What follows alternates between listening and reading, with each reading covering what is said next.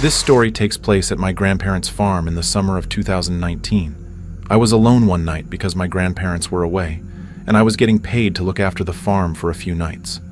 On the last night, I was watching TV in the living room when I started hearing a strange noise coming from outside near the cornfield.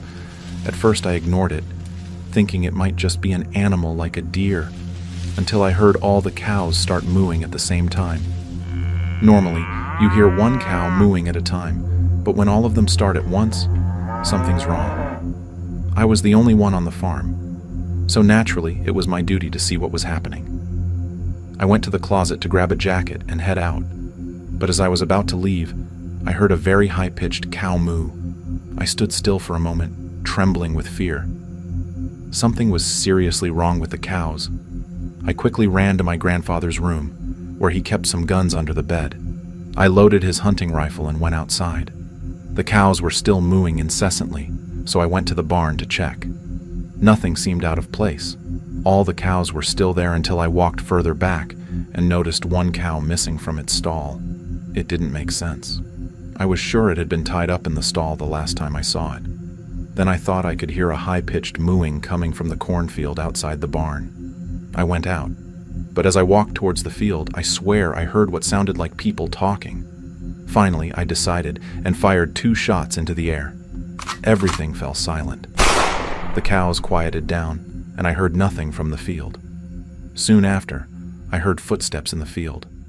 I didn't know if I'd muster the courage to enter the cornfield, but I had to anyway. I couldn't just hide inside with intruders out in the field. I began walking through the rows and could hear many footsteps beside me. I was getting even more scared as I continued walking deeper into the field until I froze. In one of the corn rows, there was a person dressed all in black standing a few meters away from me. I raised my gun, telling him to get off my property. I wasn't bluffing. I was ready to shoot, but he didn't move. So I fired another shot into the air to scare him, but he still didn't budge an inch. Then he started walking towards me with his arms slightly raised, as if telling me to lower the gun. I pointed my gun at him, yelling for him to go away. That's when I realized something awful. I was surrounded by people dressed in dark clothes, at least 6 or 7 others. And that's just the ones I could see. Who knows if there were more? As the man approached, I noticed something. He, along with the others, were all wearing these creepy masks.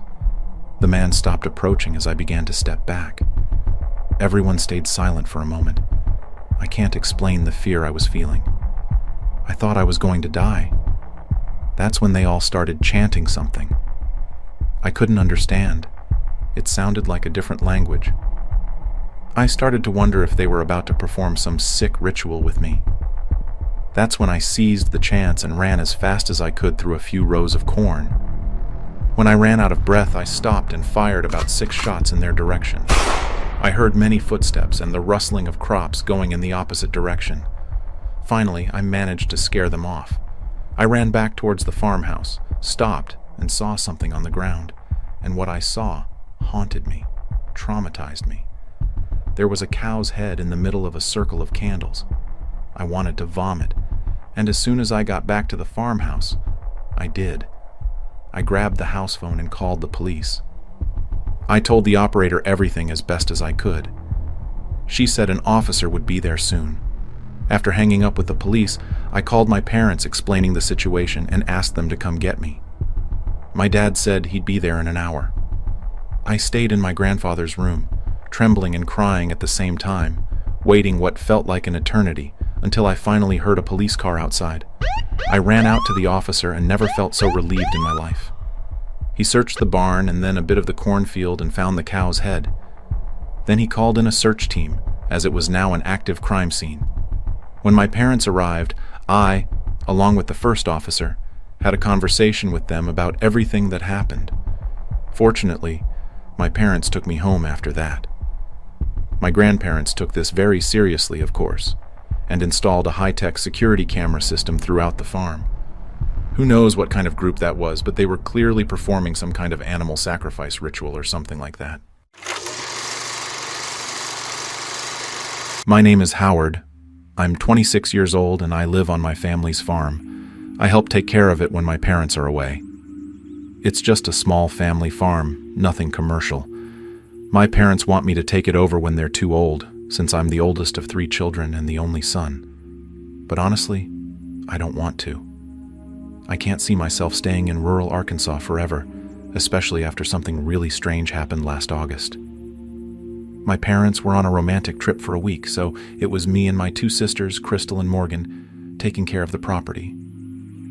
There's not much out here, a lot of privacy, maybe too much in my opinion. Except for that one night. It started late, nearing bedtime. My sisters do online college. Crystal was doing summer courses in her room with her laptop. Morgan and I were just watching some silly show in the living room. We all kind of want out of the farm life, especially me, being the oldest in my 20s. A dreaded part of farm life is predators, not just animals that come and eat your crops, but people who come to steal from you. Believe it or not, it happens. It hasn't happened to us much, but it does. We have some guns at home for that reason. Our 2 outside dogs suddenly started going crazy. Something had definitely spooked them. My first instinct was to go out to the yard and see what they were barking at. Both were staring towards the field, going nuts. I yelled at them to shut up and they quieted down. I stood right in front of the field and listened. I heard a whistle coming from the cornfield. It was definitely a human whistle. That was the first time I'd dealt with an intruder on the property without my dad being here. I had to rush inside and grab a gun. The dogs started barking again. I told my sisters there was someone outside in the cornfield, and I needed to scare them off. They both said it was a terrible idea to run out into the dark field, and they talked some sense into me, reminding me how absolutely terrifying that would be. So instead, I went back out to the dogs, who were still going crazy, barking towards the field. I pointed the gun into the air and fired a shot that echoed through the night, silencing the dogs. I also felt a sort of empowered state at the moment and yelled for whoever it was to get off our land as loudly as I could. I thought that would do it, and I went back inside. My sisters were laughing, which made me laugh too. But our little laugh among us didn't last long, because the dogs started going crazy again. I went back outside, ready to do the same thing again, but my heart skipped a beat when I saw the man about 20 feet from the dogs, right in front of the cornfield.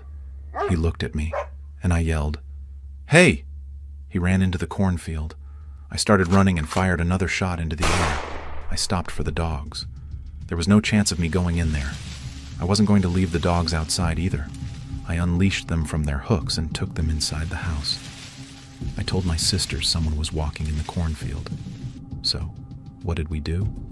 We called our dad. He said I had to be the man of the house and protect my sisters. He suggested I fire another warning shot outside if the person came back. After that, we all gradually went to our respective rooms and locked the whole house up. My sisters each took one of the dogs into their rooms, and I took the gun into my room. We were pretty freaked out by this. After a while, I had the window open, and while lying in bed watching a movie on my laptop, I heard a whistle from outside. I ran to the window and looked to see someone walking slowly across the grass. Then, as if he had some sixth sense, he stopped walking and looked at my window, still whistling.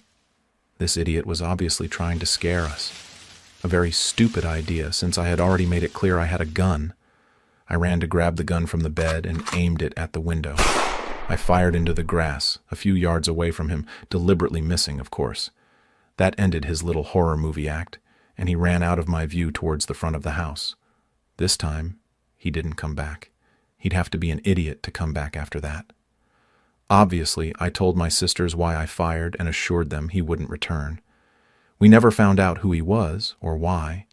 It could have been some teenager or a bunch of teenagers just trying to scare some innocent farmers for fun, or it could have been someone really dangerous. Cheryl and I have a farm in Buckingham, Iowa, where we mainly grow corn. This happened in September 2017, on a rainy night. Cheryl and I have spent our entire lives in farm life. It's really all we know. Of course, farm life in Iowa means lots of space and very few people around. Our nearest neighbors, George and Kenny, were each about half a mile away in opposite directions. With not much else going on around here, it's easy to become friends with the neighbors. We often have George and Kenny and their wives over, and vice versa. On a Saturday night, which would otherwise have been normal, We had George and his wife over for drinks at our place. We all got pretty drunk playing card games. They left around 11. Thankfully, it was a straight 30-second drive to their house. We continued drinking wine while watching one of our favorite movies. We were starting to get tired, definitely feeling the effects of the alcohol. We were probably just going to fall asleep on the couch, cuddled up, when there was a knock on the front door. A knock at this hour was unusual. In fact, it had never happened before. But accompanying the knocks, we thought we could hear a voice saying something. I lowered the TV volume and we waited for it to happen again. About 30 seconds later, more knocks on the door, followed by a muffled voice saying, "We need help." I was about to get up and open the door when Cheryl grabbed my arm, looked at me and shook her head. I whispered, "I'll just ask who it is." She replied that I shouldn't let them know we were home, but chances were they already knew we were. I went to the door and asked, "Who is it?" The voice on the other side said through the door, "Oh, thank God, can you open up? We're lost." I asked, "Who's we?" The voice replied, "My wife and I." I retorted, "Can your wife say something?" There was silence for a few seconds. Then I asked again, "Can you hear me?" The same voice replied, "Yes, but she's not beside me right now." That's when alarm bells started going off in my head, and I began to realize the voice sounded a bit off, like a man trying to make his voice sound a bit higher. I chuckled and said, "Is that you, George?" George is a big prankster, and being drunk, it wouldn't be unheard of for him to do something like this. The voice replied, "Yes," now in a slightly deeper tone. I almost felt relief believing it really was George, but I didn't want to open the door just yet before confirming. Having someone knock on your door out here late at night claiming to be lost doesn't happen. It's not a common thing, and it's an immediate cause for alarm.